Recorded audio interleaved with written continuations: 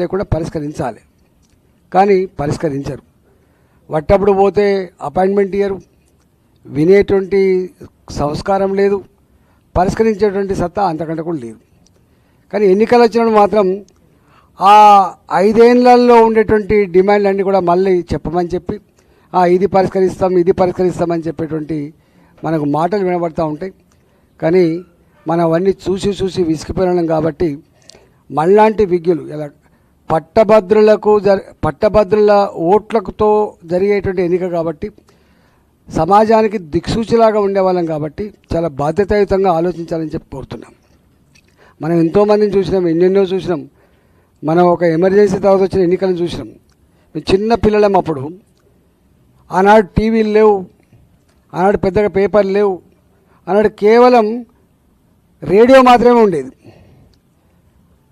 కానీ ఎమర్జెన్సీ దురాఘాతాల గురించి వట్టి రేడియోల ప్రచారం అయితే, ఎన్నికలు వస్తే ఆనాడు పెద్ద శక్తితో ఉన్నటువంటి ప్రభుత్వాన్ని కూకటి వేలుతో కూల్చేసి ఈ దేశంలో ప్రజాస్వామ్యానికే పట్టం కడతాం తప్ప నియంతృత్వానికి ఆస్కారం లేదని చెప్పి గానాడే 77లో చెంప చెల్లింపనిచ్చిన చరిత్ర ఈ దేశానికి ఉన్నది. ఇవాళ నీ చేతిలో నేను చాలా సందర్భాలు ఈ మధ్య చెప్తున్నాను, ప్రపంచంలో ఏం జరుగుతుందో వీక్షించగలిగేటువంటి జ్ఞాన సంపన్నుడు ఒకడే, ఆయన సంజయుడు. మహాభారత కురుక్షేత్ర యుద్ధంలో ధృతరాష్ట్రుడు అంధుడు కాబట్టి ఏం జరుగుతుంది సంజయ కురుక్షేత్రం అంటే తను మొత్తం వీక్షించి చెప్పేటోడు. కానీ ఇవాళ ఈ టెక్నాలజీలో ప్రతి మనిషి దగ్గర మీ సెల్ ఫోన్ ఉన్నది. నిమిషాల మీద ఏం జరుగుతుందో ఎవరేందో చూడగలిగేటువంటి సత్తా వచ్చింది. ఈ కాలంలో పట్టుకొని ఇంకా మనం చెప్పుకునేటువంటి అక్కర లేదనుకుంటున్నాను. పార్టీల గురించి చెప్పుకునే అక్కర్ లేదు, వ్యక్తుల గురించి చెప్పుకునే అక్కర్ లేదు. క్షణాల మీద సోషల్ మీడియాలో నీ సెల్ ఫోన్లలో చూసుకుంటా ఉన్నావు. కాబట్టి నేను డిబేట్ కూడా చేయడానికి నేను రాలే. కానీ ఒక్కటి మాత్రం సత్యం ఏంటంటే, ఇవాళ నేను చూస్తున్నా మీ ఫీ రీఎంబర్స్మెంట్ చేస్తాం, లేకపోతే మీ స్కూళ్ళకు సమస్యలు ఉన్నాయి పరిష్కరిస్తాం, మీ కాలేజీలకి సమస్యలు పరిష్కరిస్తాం చేస్తారా? వీళ్ళు అవుతుందా? గంత నిజాయితీ ఉందా? ఇవాళ 7,500 కోట్ల రూపాయలు 2021 నుంచి ఈనాడు వరకు ఫీ రీఎంబర్స్మెంట్ లేక ఒక ఎంప్లాయీస్ అంటున్న సైకాలజీ ఎట్లుందంటే, ఫస్ట్ తారీఖు నాడు జీతం రాకపోతే గిలగిల కొట్టుకుంటాం. పాల బిల్లు, పేపర్ బిల్లు, ఇల్లు కిరాయి, ఫీజు, పిల్లల ఫీజులు ఇవన్నీ ఉంటాయి. ఇవాళ గిలగిల కొట్టుకుంటూ 5 నెలలుగా 6 నెలలుగా జీతాలు ఇవ్వని పరిస్థితి వచ్చింది. యాజమాన్యాలు సెల్ ఫోన్లు బంద్ చేసుకొని ఇవాళ దాక్కునేటువంటి పరిస్థితి కారకులు ఎవరో మనం అర్థం చేసుకోవాలి. ఇస్తలేరా మరి అంటే ఇస్తున్నారు. ఏది ప్రయారిటీ? పెద్ద కాంట్రాక్టర్లకు బిల్లులు ఇచ్చిన ప్రయారిటీయా? లక్షల మంది పిల్లల జీవితాలు, వేలాది మంది ఇవాళ చిన్న గొప్ప చదువుకొని, అందులో ముఖ్యంగా అనగాహన వర్గాలకు సంబంధించిన వాళ్ళు, పెద్దలు అయితే ఎక్కడో అమెరికాకు పోతారు, ఎక్కడెక్కడో ఇండస్ట్రీస్ పెట్టుకుంటారు. కానీ middle class, lower middle class, first generation కుటుంబాల్లో చదువుకున్న వాళ్ళు మాత్రమే ఇంత తక్కువ జీతానికి 10 నెలలకు జీతం వచ్చినా 9 నెలలకు జీతం వచ్చినా పనిచేసేవాళ్ళు. కానీ వాళ్ళకి జీతభత్యాలు లేని పరిస్థితి వచ్చింది. వాళ్ళంతా నిరుద్యోగ బిడ్డలు.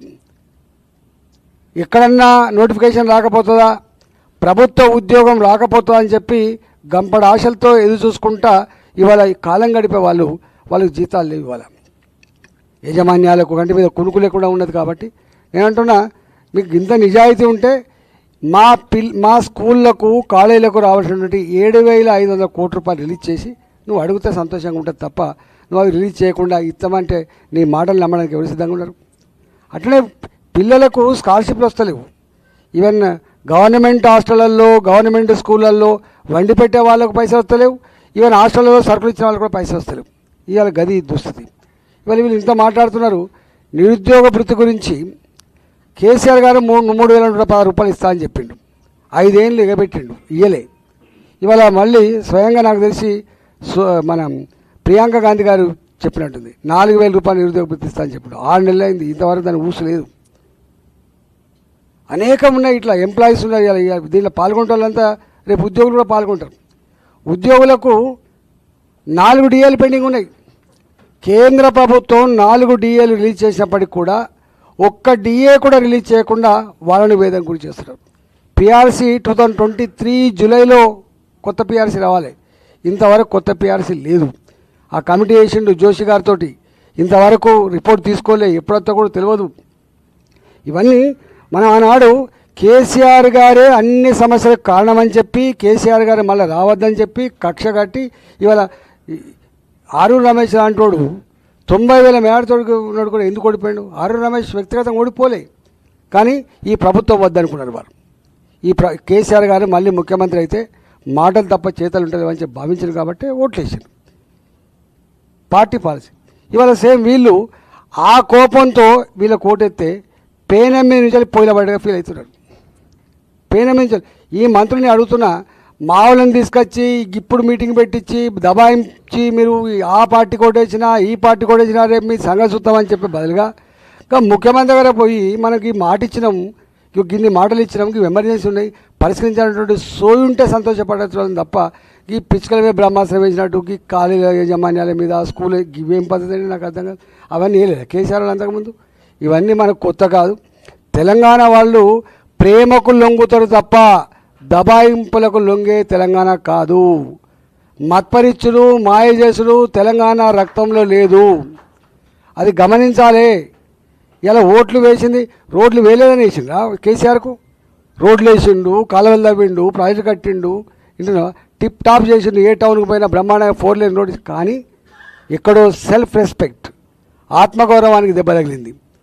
ఆత్మగౌరవానికి దెబ్బ తగిలితే సహించలేదు.